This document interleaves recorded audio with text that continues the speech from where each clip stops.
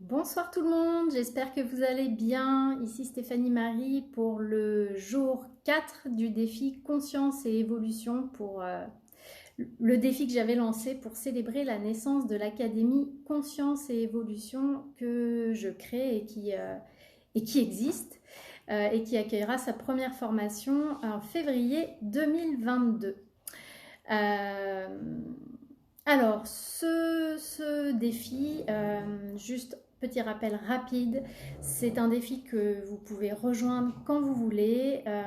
L'idée, c'est de pouvoir partager chaque jour, euh, ou pas, selon vos envies, votre prise de conscience. L'idée, c'est vraiment de poser un regard intentionnel sur chaque journée et de pouvoir en tirer quelque chose sur nous, sur notre relation aux autres, sur notre relation au monde, et de la partager parce qu'en fait on se rend compte, et je m'en rends de plus en plus compte, et je crois que c'est le cas de chaque participant, c'est qu'en fait tout fait écho puisque nous sommes des êtres humains, nous sommes tous reliés, nous rencontrons tous les mêmes... les mêmes problèmes, les mêmes problématiques, et finalement, même si elles ne se manifestent pas de la même façon dans nos vies, elles sont, malgré tout, il y a des fils conducteurs et on retrouve ça chez l'autre. Donc je trouve que c'est sympa de pouvoir lire aussi ce que vivent les autres. Vous pouvez retrouver d'ailleurs toutes les publications sous le hashtag Conscience et Évolution.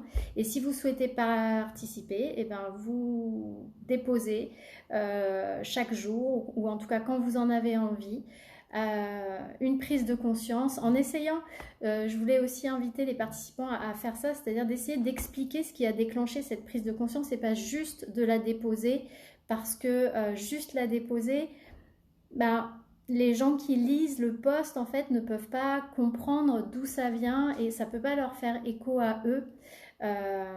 Donc d'expliquer peut-être un peu ce qui s'est passé, quelle est la situation qui a provoqué la prise de conscience, et c'est d'autant plus important même pour soi parce que c'est important d'aller explorer le déclenchement de la prise de conscience pour pouvoir ensuite derrière travailler dessus ou actionner les leviers d'évolution.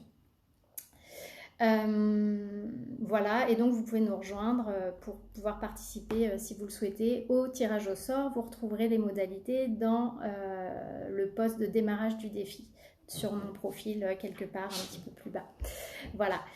Moi, ce que j'avais envie de partager avec vous ce soir, c'est que, comme beaucoup de gens, hein, mes enfants ont fait leur rentrée scolaire jeudi. Euh, alors moi, j'avais pas mes enfants la semaine de la rentrée, je les ai pas encore, je les retrouve demain.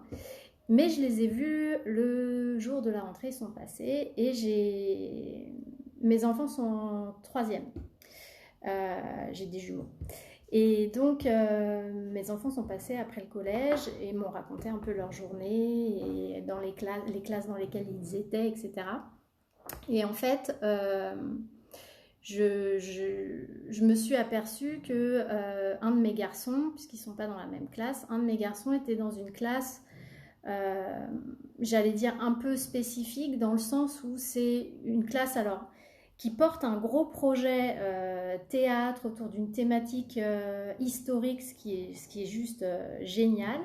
Et c'est aussi une classe dans laquelle, a priori, on a brasser des élèves qui sont très bons, des élèves qui sont plus en difficulté, et j'essaye de peser mes mots parce que je veux pas être mal interprétée dans ce que je vais dire, mais du coup il y a un brassage dans cette classe qui fait que voilà, il y a des bons élèves, mais il y a aussi des élèves plus perturbateurs, plus difficiles, ou qui ont des difficultés à se concentrer, etc. Et c'est vrai que quand j'ai découvert qu'un de mes fils était dans cette classe, d'autant que c'est un de mes garçons qui a voilà, des difficultés pour se concentrer, pour être attentif en classe, et qui a vraiment fait beaucoup, beaucoup d'efforts l'année dernière pour, euh, pour répondre aux demandes des professeurs et être plus attentif, être plus structuré, être plus assidu aussi dans son travail. Et il a vraiment, vraiment bien bossé. Ça m'a fait peur. Je me suis dit, mince, il risque du coup d'être peut-être attiré par, on va dire, les enfants de la classe qui vont être les plus en difficulté. parce que voilà, je sais aussi qu'il est un peu plus influençable éventuellement. Mais du coup, tout le week-end, ça m'a travaillé. Je me suis dit, je vais peut-être contacter la principale, en discuter avec elle, voir, le changer de classe, etc. J'en ai discuté aussi avec une copine ce matin, qui est représentante des parents d'élèves, en lui expliquant un peu la situation. Et puis je me suis posée.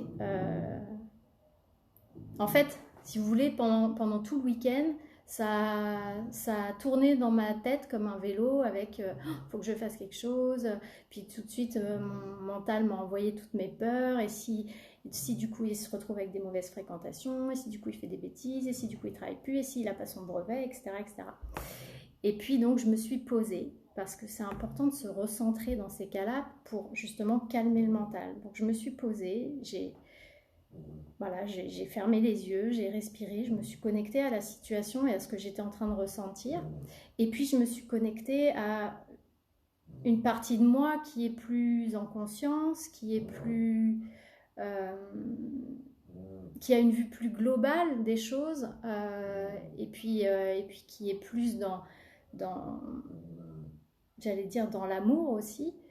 Et je me suis rendu compte qu'en fait, ce que je faisais, c'était toutes les pensées que j'avais, déjà, elles n'étaient pas forcément justifiées. Et puis, surtout, c'était ne pas le laisser expérimenter par lui-même les choses, ne pas lui permettre, j'avais fait un jour un live là-dessus sur poser ses limites et laisser à l'autre sa puissance de gérer la situation, mais c'est un peu ne pas lui permettre d'aller contacter en lui sa puissance intérieure et ses ressources pour ne pas se laisser embarquer, si jamais ça devait arriver, dans quelque chose qui n'est pas bon pour lui.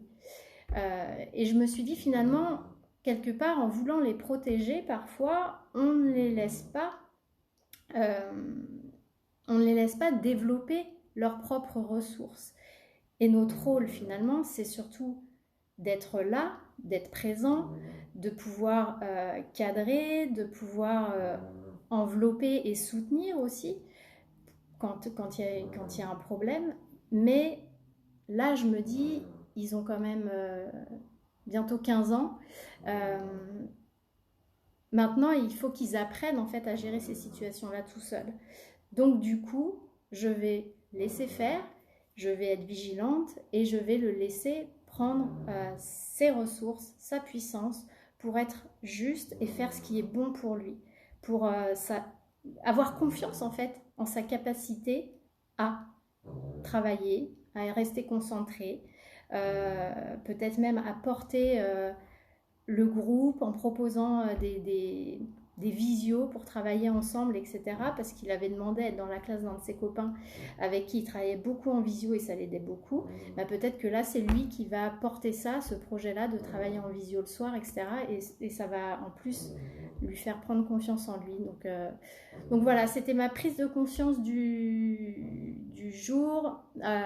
Prise de conscience, je sais pas, mais en tous les cas, c'est toujours marrant de se rendre compte de comment le mental part dans des trucs et puis finalement quand on se pose, déjà les choses paraissent beaucoup moins importantes, beaucoup moins graves et puis surtout on se reconnecte à la confiance et à l'amour. C'est ça en fait.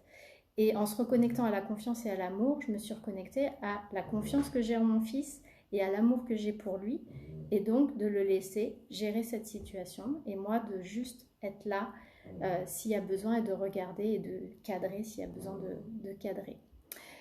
Voilà, je ne sais pas si ça vous parle, n'hésitez pas à commenter si vous aussi vous avez parfois ces moments en tant que parents où on voudrait protéger nos enfants de tout et puis finalement en voulant les protéger on les empêche d'aller contacter ces ressources qu'ils ont à l'intérieur d'eux, on les empêche d'expérimenter, et bien sûr je ne parle pas des choses graves, on les empêche d'expérimenter des choses alors que finalement on n'est plus là à un certain âge pour les protéger, on est là pour les porter, leur montrer le chemin qui n'est qu'un chemin et qui n'est peut-être pas d'ailleurs leur chemin, faire attention à ça, mais en tout cas leur permettre d'évoluer dans les meilleures conditions sans être dans cette cette surprotection qui finalement est